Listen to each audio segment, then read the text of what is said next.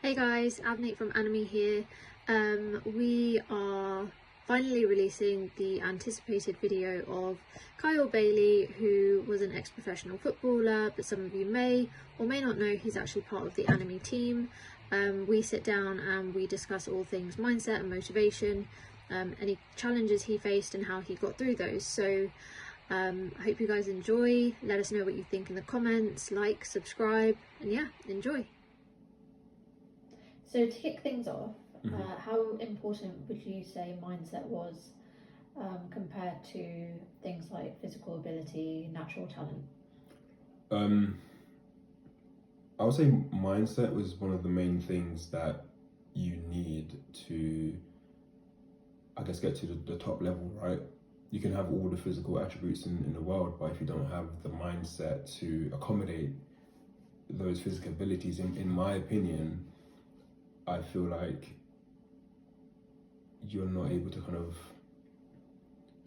fully get through your potential. If you look at the game right now, right, you see a lot of the top athletes. The reason why they get to those levels, I believe, is because of the mindset that they have. Okay, yes, they have the physical attributes there, of course, with training and stuff like that, but without having the mental side of the game. For instance, if you're down in the dumps or you're not having a good game, then I don't think you'll be able to go as far as you possibly could. And you spoke about that mindset that people at the top of their game have. Could you give me some examples of those? So, for example, very cliche, but Cristiano Ronaldo, for example, right? I think his mindset and his, I guess, dedication to the game and to himself and belief in his own abilities is what's got him to where he is today. Speaking about the mindset piece, I don't think that if Cristiano Ronaldo misses a chance, he lets it bother him for too long. I think he would say to himself like, listen, okay, cool, the chance is gone. Now it's time to kind of focus on the next one. So yeah, I think that's one of the key things for all top athletes. Not even just Cristiano Ronaldo alone. Like, if you look at any athletes that are at the top of their game right now, I think that their mindset is what differentiates them, as well as their ability, of course, but from a lot of what the other kind of players that are not at the top of their game right now, or even at top levels. I believe they think differently, they prepare themselves differently, mentally, physically, of course, but on the mental aspect of things, they are just very consistent with what they do mentally, in my opinion. And it's interesting because you spoke about, how I guess they could go through a cycle of negative self-talk. So, one thing goes wrong and you kind of catastrophize on that one thing. So were you in a situation like that, and how did you get yourself out of it? I think I've been in many situations like that, to be fair. One that kind of comes to mind is when I got my first kind of professional contract. It was meant to be for a season, but it ended up being about half a season, so about 6 months. I could have easily said to myself, do you know what, this is not for me, like, it's not kind of the right path or the right time for me to kind of get there. But I think mentally I gathered myself and said, you know what, I've been putting in the work, I've done all this training, I haven't come this far for no reason. There's more out there. It's funny now, thinking about it now, looking back, I didn't realize that was what I was doing, that mental kind of training to keep myself resilient, and keep myself upbeat and motivated. I just thought, you know what, chance went, okay, cool, on to the next one. So who did you have around you to support you in those times? You didn't have a mental coach or anything like that, so no. What did you do for yourself then? Or who did you have around to help you? I didn't really have anyone to help me. I mean, of course I had like my agents and kind of friends that I could kind of lean on, but in that moment when those things happened, you're kind of by yourself. okay, you can speak to friends, explain to them what's happening, they will kind of motivate you, but when you look back at it, it's you and you alone in that moment.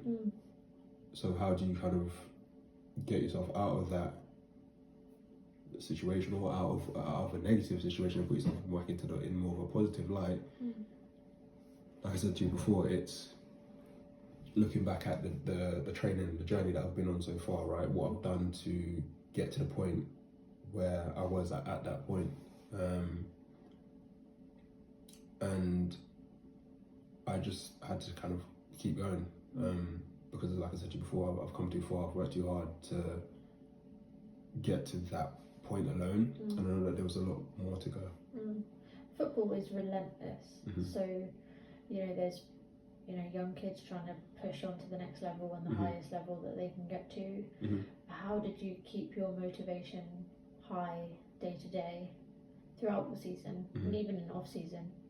Are you talking more when I was younger, or like throughout your whole career? Did you have any dips? Were there times where you had really high motivation and then kind of just dropped? Yeah, no, 100%. I think every athlete has those moments. Like you're always gonna have a high and you're always gonna have a low, right? I think one of the key things that a lot of youngsters, or a lot of anyone that's kind of coming up in the game needs to realise is kind of never be too high, never be too low. So strike a balance. Yeah. Find a point where you're mentally prepared, you're physically prepared, emotionally prepared, and try to stay there. And without knowing it, I think that's what I kind of did, because like I said to you before, right, going back to my first contract, I could have easily, like I said, you know what, forget this, I don't want to do it anymore. That would have been me being very, very low, coming off of a massive high, obviously signing my first contract, right?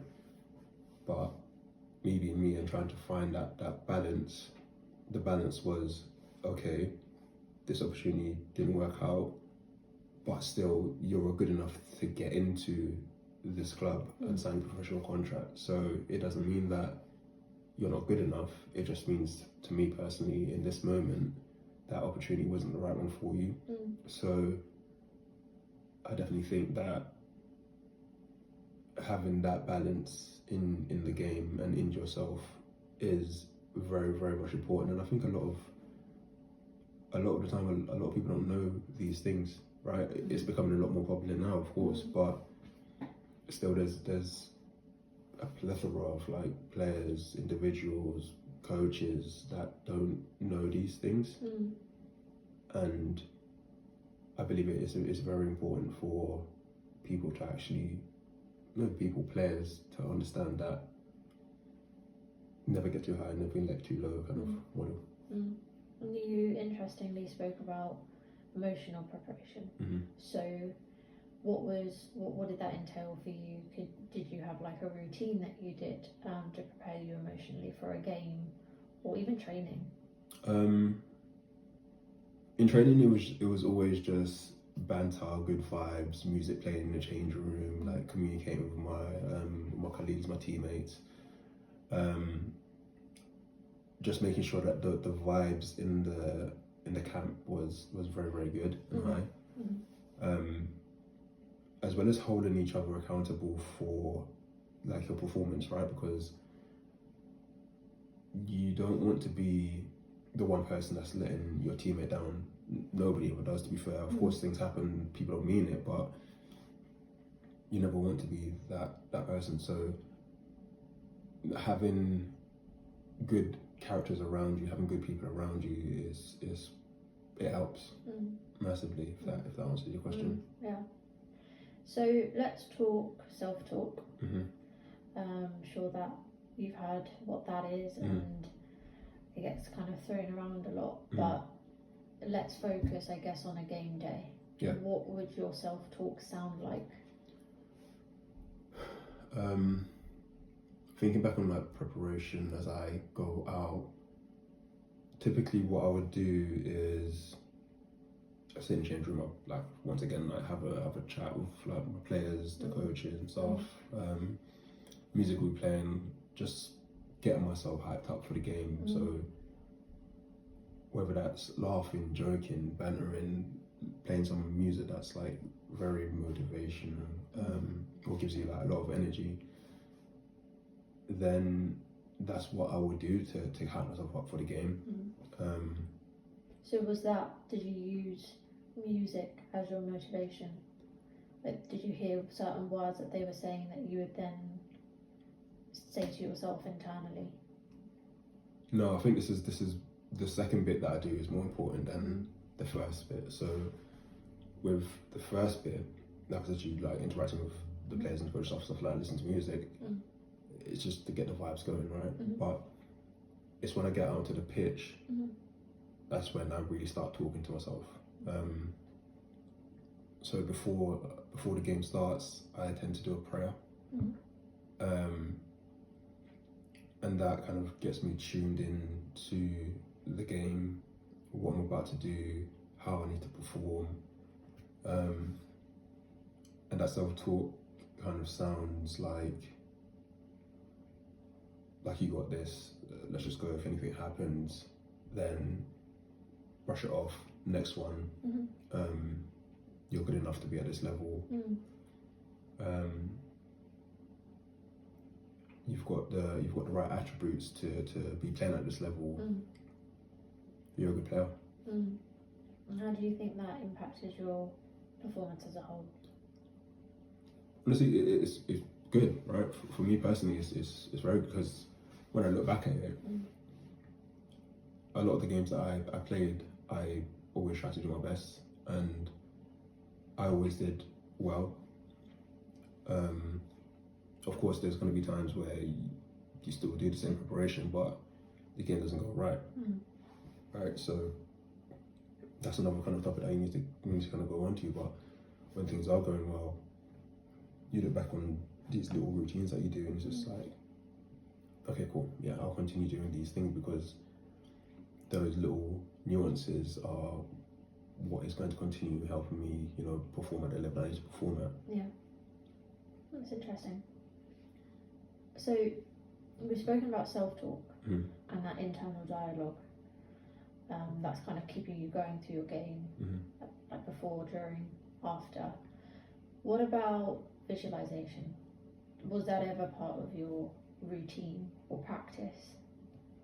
I can't say, I'll be honest, I can't say that it was a part of my game. I remember we had a coach come in that did something very similar to what you're talking about right now, right?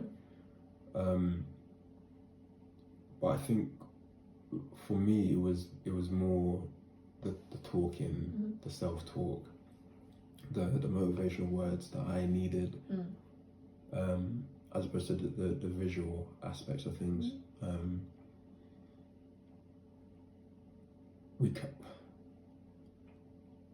I guess you can kind of say that I did use a bit of visualization, without realizing, because when you think about it, like tactics on the board, formations, where to be in certain positions, those things are visual, right? Yeah.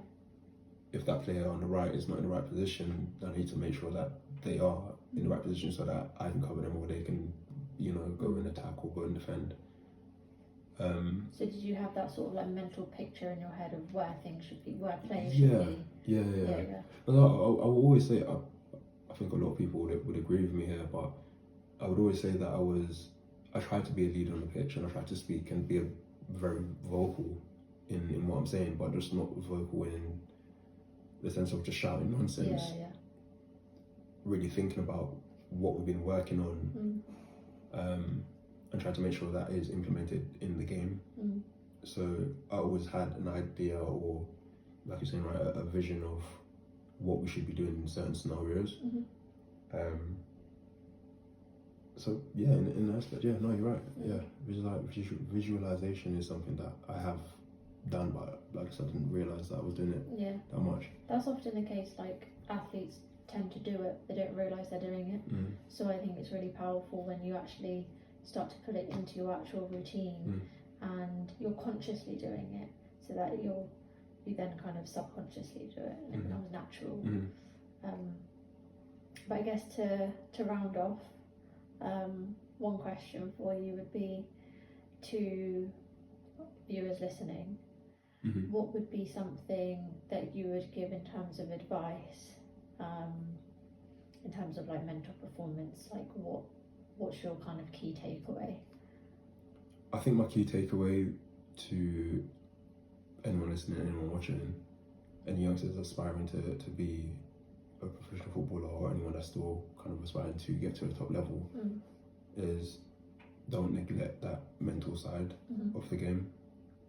Yes, be ready physically, yes, be ready emotionally, but try not to beat yourself up mentally if things don't go your way, because that just has a downward spiral on you, your performance, and I guess how you're seen by your teammates, because there's a lot of emotions that run, I guess, or tie in with that mental side of things, right? So I would say, going back to that, never be too high, never be too low, finding the balance and kind of staying there is one of the main things that I would definitely say to any youngsters coming up, or anyone that's still trying to make it to the top level. Nice. Well, thanks for joining us today. Thank you. I'm sure we'll catch up soon. Perfect.